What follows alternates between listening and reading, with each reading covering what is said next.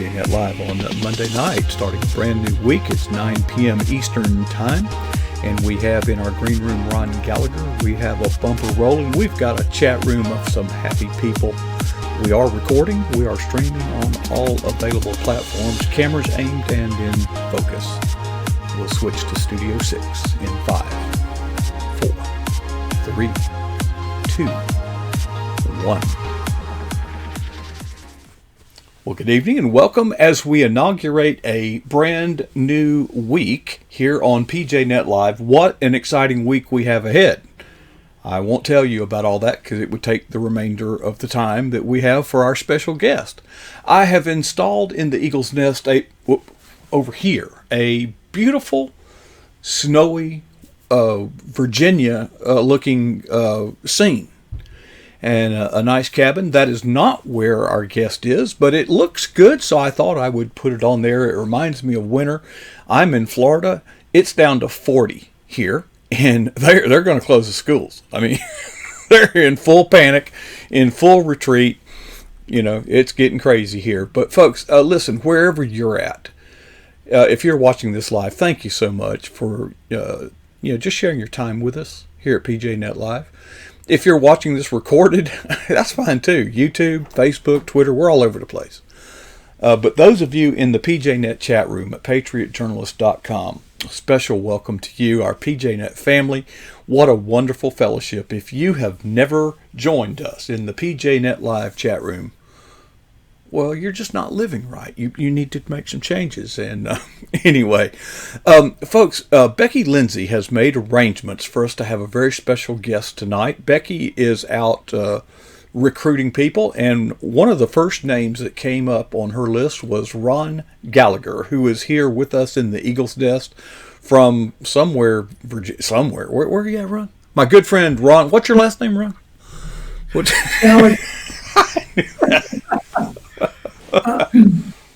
We're down near Nashville, Tennessee, actually. I'm wearing my old guy disguise because I want to duck all the people that want to drag me into music and that kind of stuff down here. You know, you have to kind of hide in Nashville.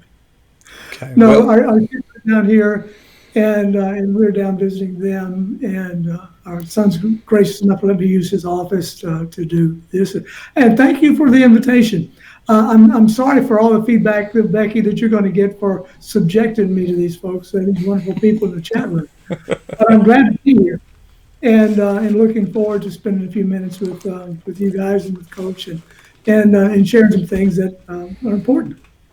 Well, you know, folks, if you could have been here in the green room, we've had pretty good program. If we just recorded that, we could probably just play it back. But yesterday I got to speak with Ron a little bit. By the way, if you have not been to his website, I'm going to put it on the screen for you now. It's gallagherspen.com, and make sure you spell it right, because if you misspell it, well, it won't work. You knew that, right? You ever get that file not found, or, I'm sorry, that webpage is not available right now. But he writes Ron, how often do you have a schedule that you do your little blog things? Because it seemed like it was like every 3 or 4 days here lately. Well, it's not that frequent because people couldn't tolerate it probably. But we post a new article every Saturday morning about 9 o'clock. About 9 o'clock, okay. Yeah, you're never late. Well, we try to be within a few minutes of 9 o'clock. Once in a while, we get into problems and it will be a few minutes late and that sort of thing. But my wonderful wife, who's very diligent and all that kind of stuff, does things on time. It's the kind of thing that you thank God for. That can drive you crazy every once in a while. But she's talking about the blog or your wife?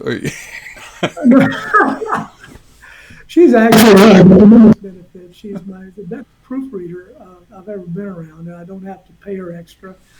But she can spot a typo or some kind of grammatical thing half a mile away, so I don't have to worry about that. It doesn't help the content any, but she's at least quite sure all the stuff is accurate. We publish every week, and have been doing that for a number of years. I don't know how many years it's been now at Gallagher's Pen. And tagline for the blog site is right side up thinking in an upside down world. And so that's kind of what we do, looking at the world through the lens of God's truth. And in the chat room, for those of you who are blessed enough to be there, he's at twitter.com, Gallagher's Pen. There's a link there. We'll just keep putting links in there. JD, you're fun guy to be around. We're pretty old. We're having a lot of fun. And I think that's just wonderful. But you have a serious story to tell. I want you to share, because I was very moved. We're having fun, and so many people in the world think that when you become a Christian, that God's a cosmic killjoy of some kind, and you can't do anything fun, because if it's fun, it must be a sin, and he just can't wait to zap you, And but when people observe us, shouldn't they want something that we have? Well, absolutely. One of the things that has been intriguing to me all my life, I didn't grow up going to church. We went occasionally. My grandfather and grandmother who raised me, my father was not around when I was born. I think he saw my brother and thought there'd be another one and left. But anyway, he was not there. And my grandparents raised my brother and me on this little family farm out in the country. And when I say out in the country, we did have a wood stove for heat, and we had running water if you run out the well to get it. But it was not the kind of lifestyle that most kids are used to that I talk to today. And but anyway, we grew up out there, and he belonged to a denomination that when they had a circuit riding preacher, when the preacher was around about once every 6 months, 6 weeks or a month or so, and if he happened to be home, he was a railroad engineer.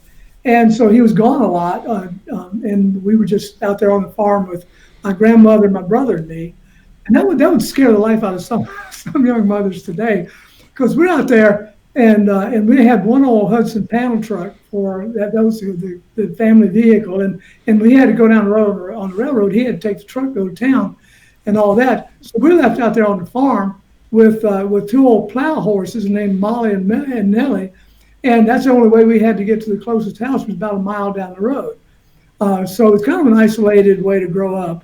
And when we went to church, I didn't know what was going on, because they didn't have Sunday school. They were kind of hyper Calvinist. So they figured that if you're one of the elect, God's going to get you anyway at some point. Why waste time trying to teach these little knucklehead kids anything? So we had to sit there in these little hard pews next to my grandmother, and she had this sweet little demeanor on her face, but if you began to squirm, she'd get you by the arm with her grip. And I think they designed a vice grip out of my grandma's hand, because she could make you hurt all of your feet without moving. And so that was church for me, and I hated it. The only thing, you could sit there and hope a bee would fly by so you could have something to look at that made sense. The preaching reminded me of the livestock auction. People talked about it later on after I got to be around preachers and stuff. They called it the Tennessee Windsucker Chant, but it didn't make any sense to me. I had no idea what was going on. So I had a real fixed opinion about churches and stuff like that. went to church in town a few times after I started to school and all that. And it was boring and didn't make any sense to me, and nobody explained anything that mattered and that sort of thing. So I grew up with having just kind of this fixed opinion about churches, and I've been around and worked with people that were self-professing Christians. And when they were around me, they custom carry on that kind of stuff just like I did. And I thought, well, church, the usual kind of thing you hear a lot. Well, just a bunch of hypocrites and all that kind of stuff. Want to take your money and all that kind of thing. Now, what part of the country was this in, Ron? I don't have any kind of, other than one thing, the one thing that stood out, and I was sharing this with you yesterday, Coach. When I was just little, my grandpa, when he happened to be home on a Sunday especially, and whether we went to church or not, he'd sit down in his rocking chair and he'd take his Bible and he'd sit there and read long passages, most all of them from the Old Testament, as I recall later. Didn't know it at the time. But I thought it was just the most compelling thing to listen to my grandfather read out loud. And I'd sit there for the longest kind of time on the floor beside his rocking chair listening to that. And God used that later in my life, but it stuck in those days.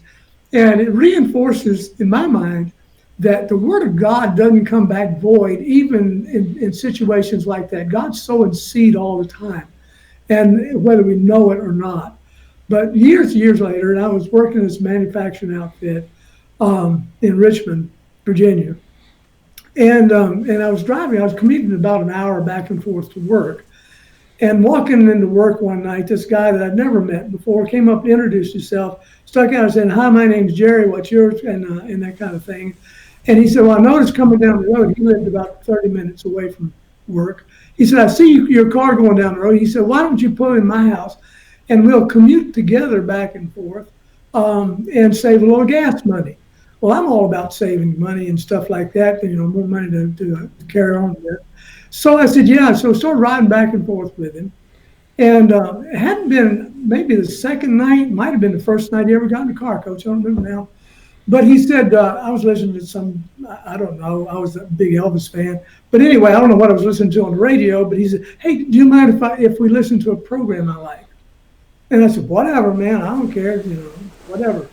And so he turns the channel to some guy talking.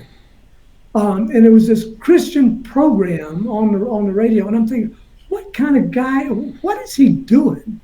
And he's listening to this guy like, oh, he's all intent about it. And I didn't want to lose my ride and that kind of stuff. So I didn't pay a lot of attention to that. But as time went on, he was forever talking about Jesus. And he had this little kind of half beat up Gideon New Testament he carried in his hip pocket all the time. And he pulled that thing out and said, "Ron, I just got to tell you this thing I read. This is incredible. You just got to hear this."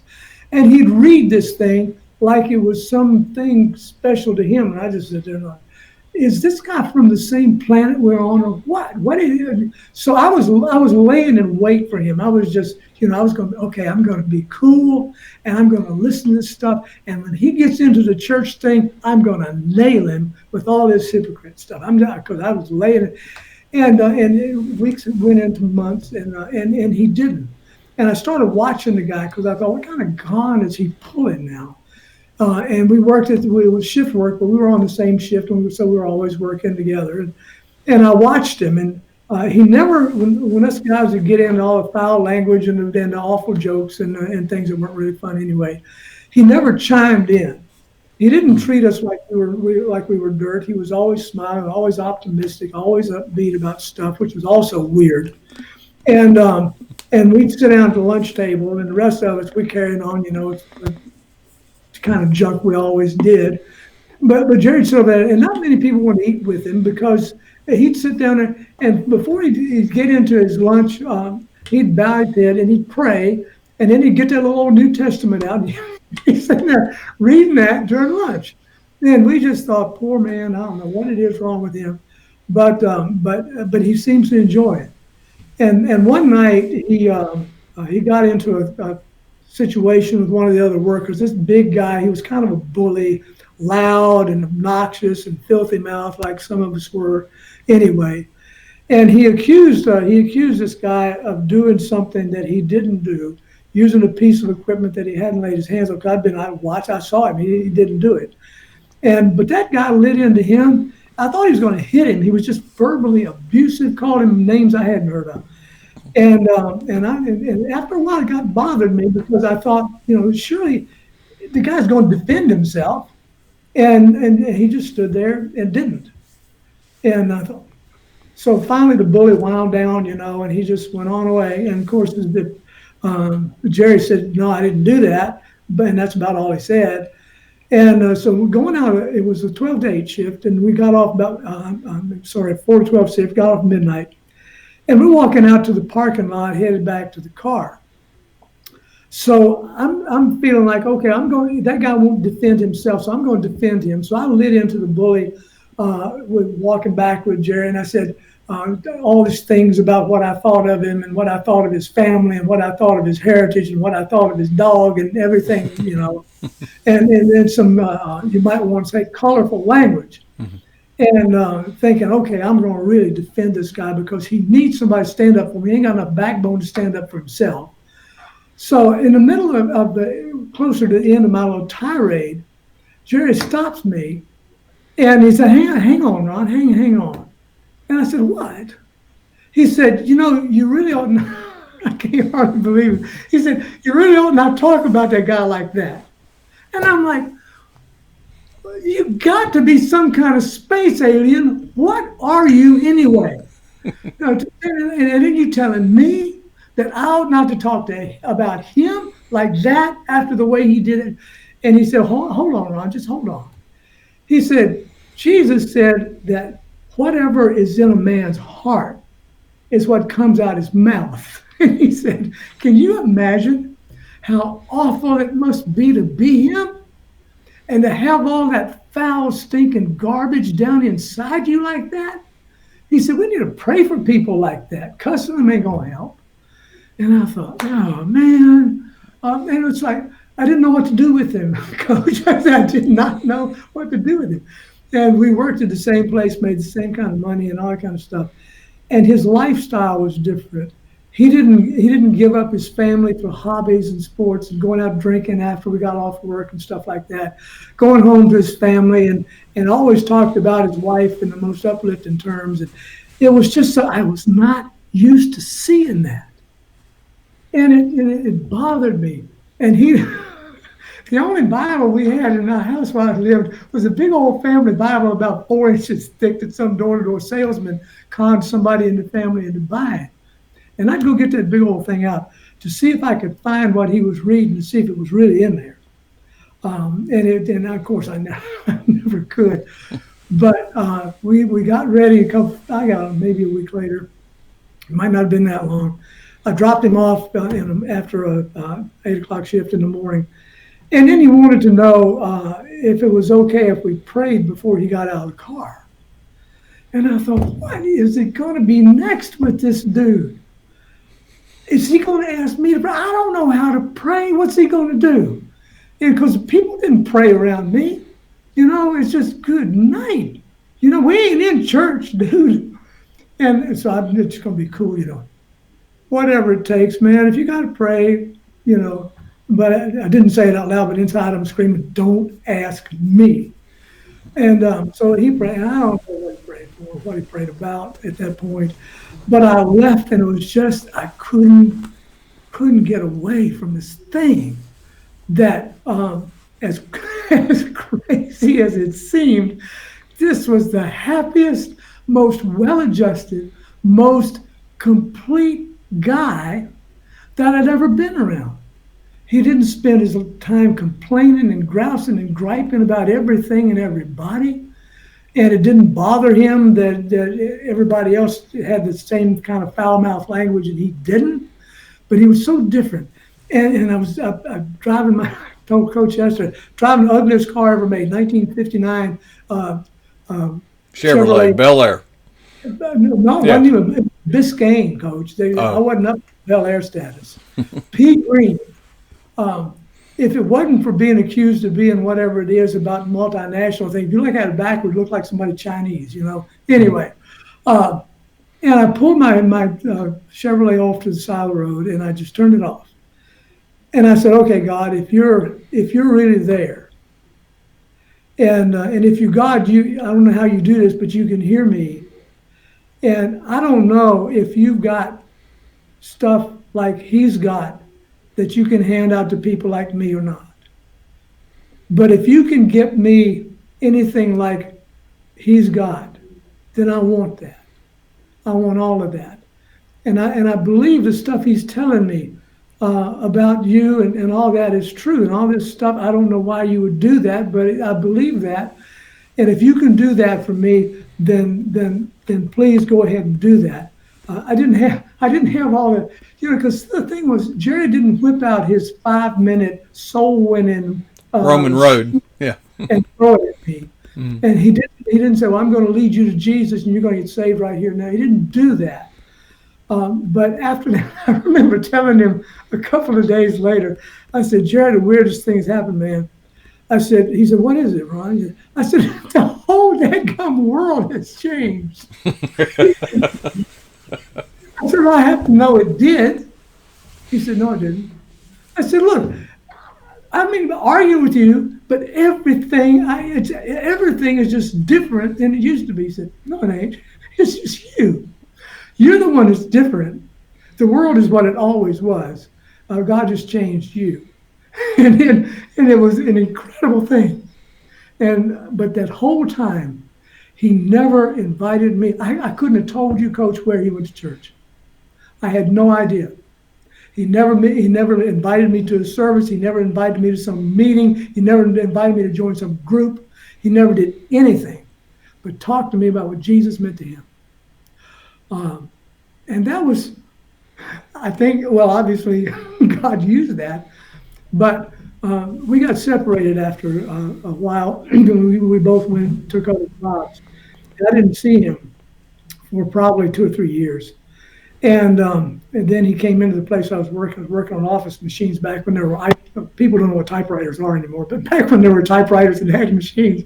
And I had a job working on those as a technician. And he came in to bring it. He had gone into business for himself, and he brought an ad machine in to be repaired. He didn't know I worked there.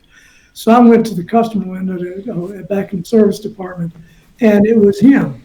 And I'm like, good night, it's you. And we hadn't been in touch and all that kind of stuff because we lived in different places. I lived way off, almost 70 miles away. Anyway, so he said, "We're going to go to lunch."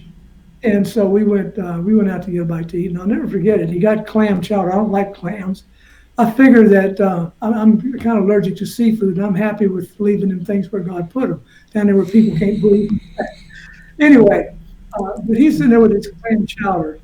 And I'm just going on and on about how many things God had done in my life and how this little old church had invited me out to speak and I didn't know how and all that kind of stuff and all was going on. And he hadn't said a word. And I'm just going, yeah, yeah, yeah, yeah, yeah, yeah, yeah. And I looked up, Jerry, and I wasn't around people that were very emotional much. But Jerry's sitting there with tears running down his cheeks, falling into his clam chowder. Folks, if you can hear me in the chat room, let me know if you want Ron to come back and talk again, okay? Because we're out of time, Ron. Oh, Ron, seriously, Ron, I wanted to hear that story again, and I wanted others to hear it. And here's why. It's so unconventional, and yet it's so wise. It's so authentic. And what we don't know, I guess we'll have to do this again, Ron, is from that beginning, your journey with Christ. I mean, that was back when you were how old? I was in my late 20s. Oh, so about 10 years ago.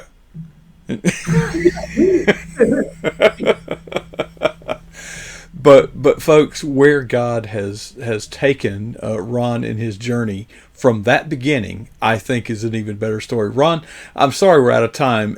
You do have a book. I presume it's on your website. Tell us the title of your book because we got to go. And I'm sorry, I should have been watching the clock. This is my book. It's the same title as the tagline on our blog site, Right Side Up Thinking in an Upside Down World. It's a compilation of articles that I've written for a couple of years. There you go. Ron, we want to hear more. I hope you'll make a chance to, or make the opportunity, or take the opportunity. Please know you're invited back.